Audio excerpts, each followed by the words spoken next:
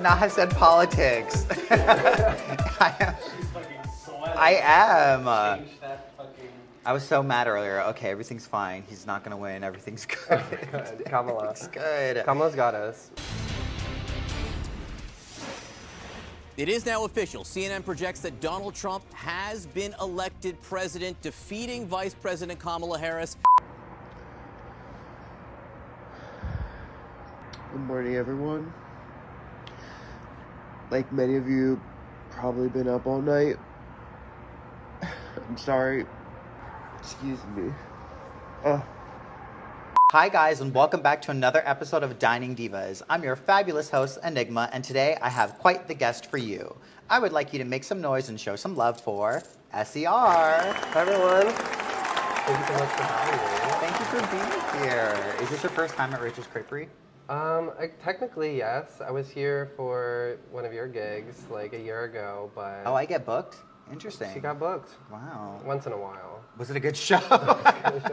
I don't remember it, so I guess it was. Was it a Halloween show? I don't even remember the last time we had a show here. Yeah, I was out back. Was it cold or hot? I can't It was remember. cold. I was wearing a trench coat. Oh, okay. Yeah. We were drinking the little blood pouches. Oh, it was Halloween. It was Halloween. Did they sell the blood pouches, or was there a vendor selling the blood pouches? There was a vendor. Wow, that was a while ago. Little table, I know. I don't remember the people. We hung out with so many cool people that night, and I don't even know where they are now. Oh, I do remember, because They're so I do fun. remember you. You got a good video of me, and I did America's Got a Problem by Beyonce. Yeah. Yes, and I had the wrong wig on because Michael rushed me down from upstairs. That was a crazy night. That was so fun, though. That was a crazy night. It's always a good time at Rachel. He came upstairs and he said, "Are you ready to go? Candace needs a minute." I was like, "I need a minute." He was like, "No, go." I was like, "Girl, I'm bald." So, let's dive into this. I have some awesome questions lined up for you. I'm excited. So I know that this is kind of a little bit of a debut for you in terms of your music career. I know you've been making music for years, and this is nothing new to me, but I know this is something new for a lot of people that probably know you. So do you want to start with telling me a little bit about your stage name and what inspired you to choose it? Yeah, so actually in high school, I went by a different name. I signed with a label called Amuse. It's for like independent small artists. And it was Neil Viktorovich, but after I had graduated, I felt like I identified more with like my Russian roots and my biological name, which is Sergey. And so when I had re-signed with a new label and started music up again after high school, I redid the name to SCR, the beginning of Sergey. So I felt like that was very much me and like who I am at the core, and yeah, that's kind of where it came from. So speaking of your Russian roots, were you born here or did you come from Russia? Yeah, so I was adopted from Russia when I was 15 months old as a little baby. I came, into a little Mennonite family living out on the farm. Mennonite? Yeah. Okay, we're going to dive into that. A little different, not a very, typical upbringing, but, wouldn't have traded it for anything. Yeah. My family was very involved in the church and with worship, so we always had music in the house. My mom would play the baby grand, like, every morning, and so always was surrounded by music, and it's kind of like my first stimulus coming to America after being in an orphanage for 15 months, like, not around people. That's where music kind of came from, and... Do you have any connection or contact with your birth parents? Do you know them? I do not. I think the Russian, adoption system is kind of like, sadly, a dump all for, what they don't want, and so they don't keep records very well over there, and especially internationally, Russia and America don't really get along well, so it's kind of hard to find your biological family. And that makes sense. I know you just recently did, I think, what was it, a DNA test? Yes, with 23andMe. Can you tell me a little bit about that? Yeah, so that was really nerve-wracking. I got it for Christmas last year, actually. Oh, wow. And it took me a long time to, build up the courage to do it. But my sister ended up getting it. She's adopted from Russia as well, but we're not related, from different families. But it's just really cool to learn more about yourself when you don't know so much. Yeah. Found out that I'm 50% Armenian and Iranian, so Oh, that wow. was really cool. Never knew that. I didn't have any records of my father, on the birth certificate, so it's cool to know a little bit more about who he was and his origin. So yeah, it's been really cool just to learn a lot about myself and, Yeah. you know. It's cool to hear that history. So, do you bring a lot of your culture into your music? I definitely keep it in mind with writing, and like my story is like written throughout all my songs and my experiences. But yeah, I think I'm just finding like who I am now through all of that, and you know what makes me me, and just like having fun and making music. And Yeah. doing How did SCR start his career? I remember in like elementary school, I had this little journal, like music journal. I would write lyrics in it and stuff. And in middle school, I would like ghostwrite for other people. And then Oh wow, you when pulled I- a Sia. a little bit, yeah, it was smaller though. But I remember getting to high school, I just wanted to make music for myself, and didn't want other people singing stuff that I did. And so Amuse was a label founded by Will.i.am. It's for Oh, wow. small artists, that just need like a step up to get out there and release their music. So I started doing that in high school. A lot of the songs were pretty crazy, not very well done, but I was just having fun learning as I went, and I'm glad I stuck on the journey. Yeah, and I mean, you're still on that journey. I know you have a lot of new things coming out, but can you tell us a little bit about the music you've already released, some songs or singles you may Yeah. have out? So the last 2 years, I only released 2 songs, and at the beginning of this year, I kind of told myself like I need to like release more and start putting myself out there. So on Valentine's Day, I released my EP Lover Space, which is a lot of like pop love songs, Yeah. having fun and a little bit of heartbreak in there. So that was a lot of fun. And then I actually got really sick around Easter and I remember ended that. up in the hospital for a little bit.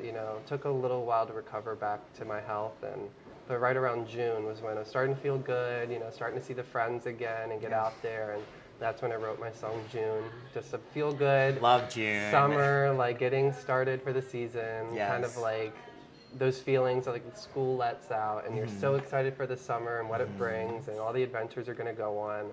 So that's where June came from, but I have a lot of songs that I haven't released that are like kind of ready on the chopping block. So have some stuff coming out later this year and next year, so I'm excited. That's very exciting. We're going to get to some of the new stuff you have coming up. I am curious to know what about your process, what your process is like when it comes to making a song. How do you choose what gets the final submission to a label versus what ends up on the chopping block?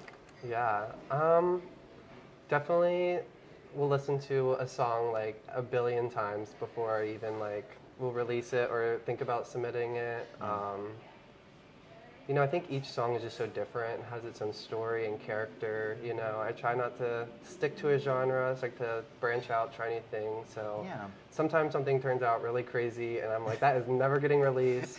But other times, like the song just feels right and I just know it's like, June came so naturally. I think I was just not recording and writing for so many months, and I was just so ready to make something, and that was just what came out of it. And that one was made and released very quickly. Other songs take a lot longer and a lot of editing, but I would probably say for myself, Feel It is probably one of my favorites. that was such a I fun do one. like that song. Yeah.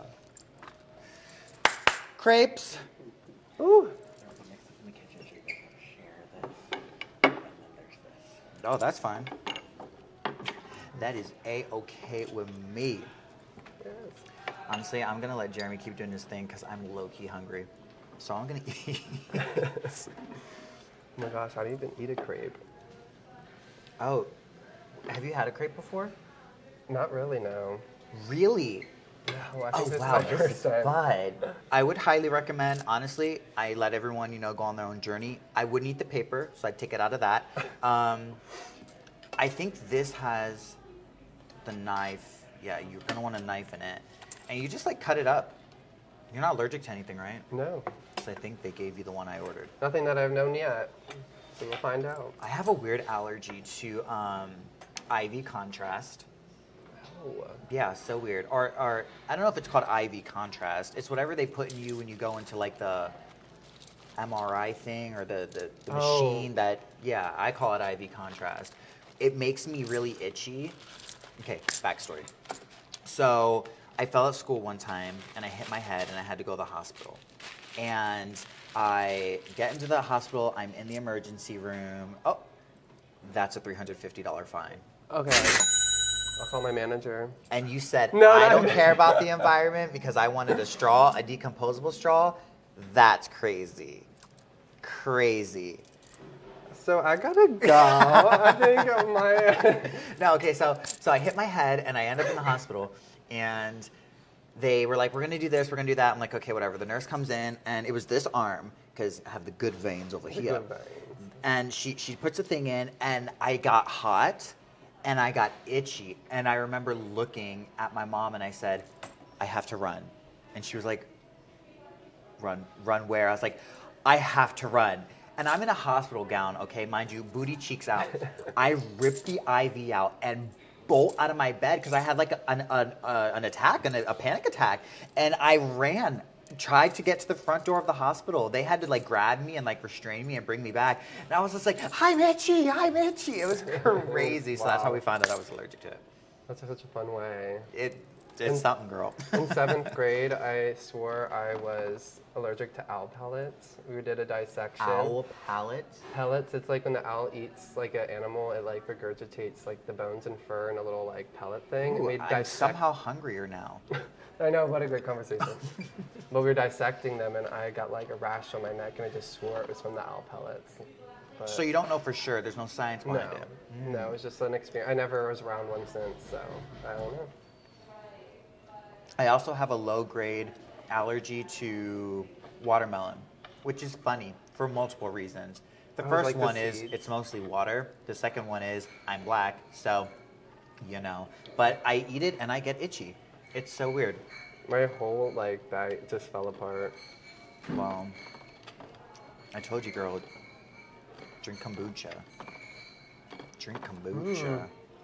What one is that? I don't even know. This one has like corn and beans, cheese, egg, kind of like a chicken. Yeah, that's so good. Wow. I love that. If there is any piece of advice you could give to 12-year-old SER, what would it be? It could be a couple pieces of advice if you can't narrow it down. I feel like just take your time, you know, put in the work, you know, don't rush into things, but it's like all gonna work out and it's gonna be okay. And at the end of the day, you're doing what you love, and this is like your therapy, your art. You know, it doesn't have to be like anyone else's. It doesn't have to be a cookie cutter song. You can go crazy, you know, try something different, make up words if you want, like, you know, push that boundary. You know, I feel like I had a lot of pressure when I was younger to make like a song that everyone would like, that would fit, you know, the mainstream radio or something. But, you know, now I've branched out and tried new things, and it's brought me to a really cool place in music. And yeah, like 12-year-old Sergey knew that, you know, I think it would have been beneficial. So, I know you have a lot of really fun things coming up. What's next for you? What's on the horizon? Yeah. What's coming out? So I have a Christmas song. Christmas! I know, a little out of Ooh. character, but I've had it for a few years. It's been through a couple different versions, but I've just been showing my friends and family, even some residents at my work, and they all have like, you know, really liked it. And I think I'm like, this is the year to release it, because if not, it goes to the graveyard. Will never be seen by the light of day. It gets the chop. It gets the chop. So that is coming out on December 3rd. So I'm really excited December for that. 3rd, you heard it Mark here your first, calendars. folks. What's it called? It's called Christmas Caroline. Oh. It's upbeat, fun, just like falling in love you know, getting ready During for the their holidays. getting excited and ready for the holidays, and then when it finally comes and you're with the one you love, it's very cheesy, but I love it. That's It's so so fun. cool. Well, thank you all so much for joining me for another episode of Dining Divas. This was my wonderful guest, SER, and tell everyone where they can find you online. You can find me on Spotify, Apple Music, YouTube, anywhere you listen to music, really. Just check me out at SCR, just the 3 letters. Really easy. Real easy. And make sure you follow the Divas on Instagram at DePiros_Divas. Check out our website, www.depirosdivas.com, and follow me on Instagram at The Queen Enigma. Until next time, bye. Sometimes we'll set the groove. There's nothing I can